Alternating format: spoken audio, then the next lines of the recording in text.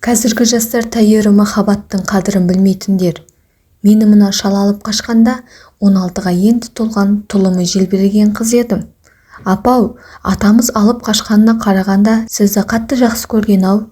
Тайт, оны бірден жақсы көріп кетпедім, деп абысын әңгімесін жалғай түсті. Мені күйеуге тиіп кеткен күні әкем шешемді аямай сабап салыпты. 7-шіні бітіріп шешеме көмектесуге фермаға барғам. Сол жерде күжірейіп жүрген Күмболды байқамаппын. Ол қараулы екен. Айтбайдың баласының тілі жоқ екен деп әйелдер жағы мазақтап күліп жататын. Сөйтсе байғұс ұялшақ екен ғой. Күмболдың түріне сол уақытта анықтап қарағанда емеспін. Сөзді соза бермей ол үйге қалай келін болғанымды айтайын. Күмболдың Жамбол деген інісі болған. Ол ағасы сияқты емес, аузы жабылмайтын сөйлеп қалған біреу. Мені алып қашқан сол. Әйтеуір ұнатпасам да қылжақтап қалған оған көне кеттім. Басыма ақ орамалды салғыздым. Жамбол ыржалаңдап қасыма келе берді. Ұят болады, қарай бермеші, деймін сызылып. Ақ жеңешем-ау, орамал өзіңе жарасады екен, дейді ол мені одан сайын қызартып. Жеңешесі несі? Ақ келіншегім дегенім ғой. Ертесіне бетім ашылды. Екі абысын бізге төсек салды. Мен қымсынып, ұялып, ол ұйықтады-ау дегенде барып бөлмеге кірдім. Расымен ол қорылдап ұйықтап қалыпты. Шешінбестен төсектің шетіне қисая кеттім. Таңертең оянсам, қасымдағы күйеуім тұрып кетіпті. Бұл үйде менен басқа 2 келін бар. Олар сиырды сауып, шайды қойып, бәрін дайындап жатыр екен. Райкүл, шайды жақсылап қой, апам көрсін, деді кіші абысын. Мен тобығымнан келетін шыт халатқа сүйретіліп құлап қалайын деп жүрмін.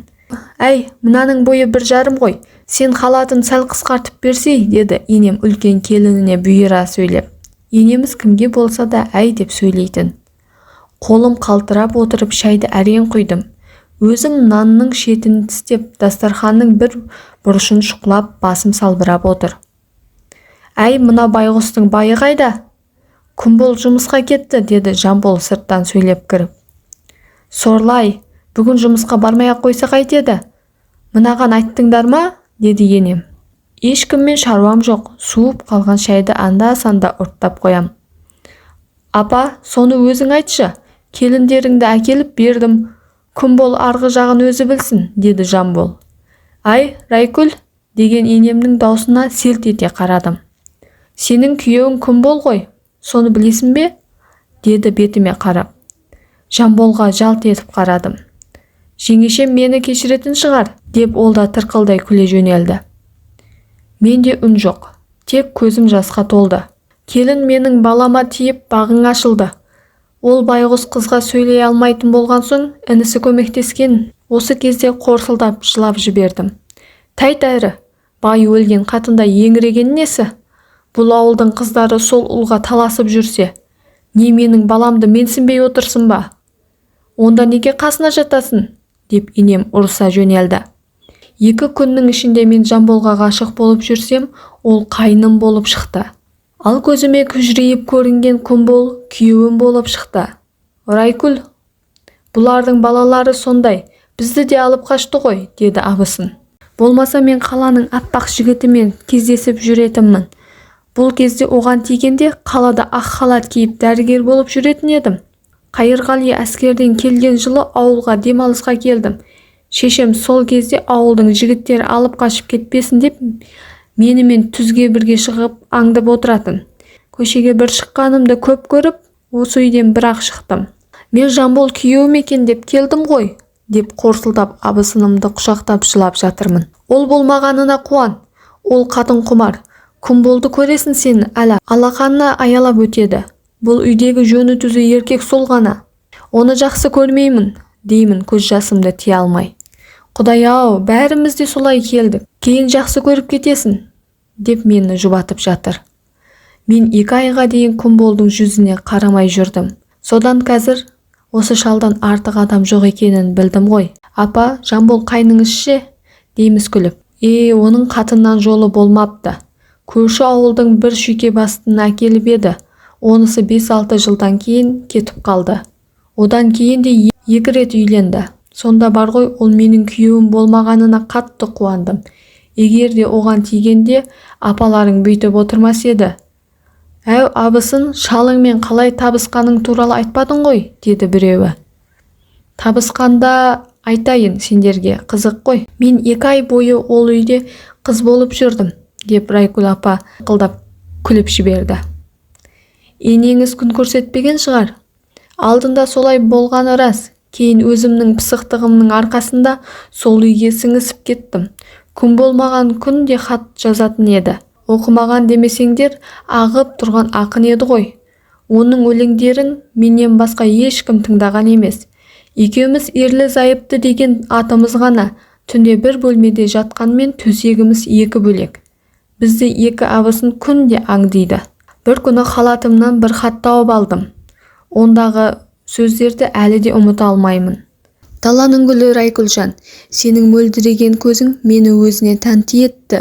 Алғаш рет ғашық болдым өзіңе. Жүрегім бүлкілдеп өзіңді іздей береді. Бұл сезімге шыдап тұру мүмкін емес.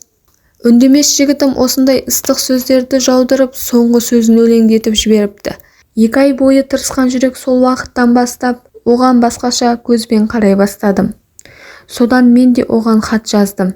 Бір-бірімізге қарауға ұялып, тағы 10 күнде хат арқылы сөйлесіп жүрдік. Ол маған күнде бір өлең арнайтын еді, марқұм.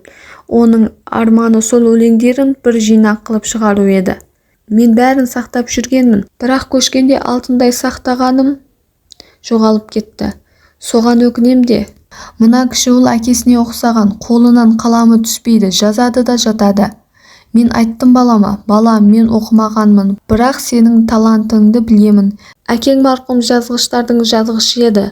Онысы өз айналасынан шыға алмады. Мына жазғандарыңды сен де сақтай бермей газеттерге бер. Егер жарайтын болса, олар өздері-ақ сенен жазшы деп сұрап тұрады, дедім.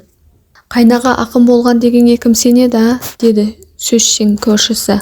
Ақмақ басым, малдың артынан жүре беріппін. Сол жырларды 2 дана қылып көшіріп алсамшы. Енді міне, сендерге өтірік айтқандай болып отырмын. Тым болмағанда неберелеріме оқып беретін едім.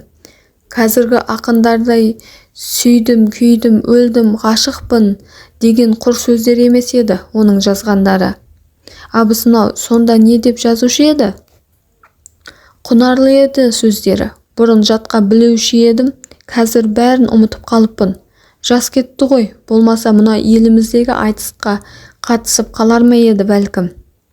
Онда жылына 2 машина мініп пысқырып қарамайтын боларсыңдар, деді көршісі мырс етіп күліп. Сен қатын жыныма тимей отыршы. Мына сен байысаң, мұрныңды шүйіретін шығарсын. Менің шалым байлықты көздеген емес. Жә, оның бәрін несіне айтып отырмын. Жүріңдер, келіннің шайы дайын болған шығар, деп Райкүл апамыз қасындағы 5-6 кемпірді иіріп алып кетті. Біздің каналымызға тіркеліп, лайк басып қолдап кетуді ұмытпаңыздар. Сіздермен бірге қызықтаймыз.